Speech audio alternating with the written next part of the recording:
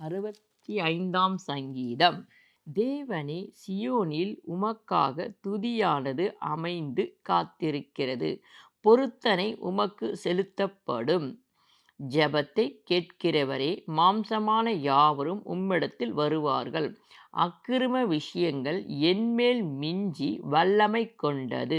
தேவரீரோ எங்கள் மீறுதல்களை நிவர்த்தி ஆக்குகிறீர். உம்முடைய பிரகாரங்களில் வாசமாயிருக்கும்படி நீர் தெரிந்து கொண்டு சேர்த்து கொள்ளுகிறவன் பாக்கியவான். உம்முடைய பரிசுத்த ஆலயமாகிய உமது வீட்டின் நன்மையால் திருப்தியாவோம். பூமியின் கடையாந்தரங்களிலும் தூரமான சமுத்திரங்களிலும் உள்ளவர்கள் எல்லோரும் நம்பும் நம்பிக்கையாயிருக்கிற எங்கள் இரட்சிப்பின் தேவனே, நீர் பயங்கரமான காரியங்களைச் செய்கிறதினால் எங்களுக்கு நீதியுள்ள உத்தரவு அருளுகிறீர். வல்லமையை இடைக்கட்டி கொண்டு உம்முடைய பலத்தினால் பர்வதங்களை உறுதிப்படுத்தி சமுத்திரங்களின் மும்முரத்தையும் அவைகளுடைய அலைகளின் இரைச்சலையும் ஜனங்களின் அமளியும் அமர்த்துகிறீர். கடையாந்திர இடங்களில் குடியிருக்கிறவர்களும் உம்முடைய அடையாளங்களின் மித்தம் பயப்படுகிறார்கள்.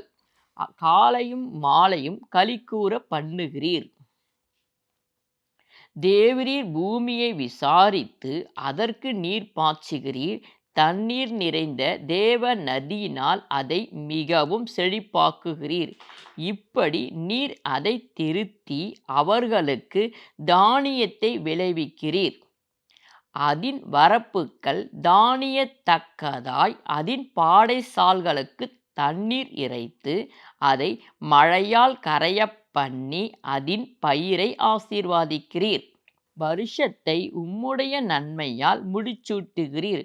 உமது பாதைகள் நெய்யாய் பொழிகிறது. வனாந்தரம் தாவரங்களிலும் பொழிகிறது. மேடுகள் சுற்றிலும் பூரிப்பாயிருக்கிறது.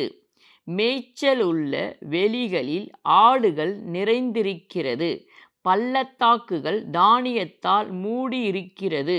அவைகள் கெம்பீரித்து பாடுகிறது.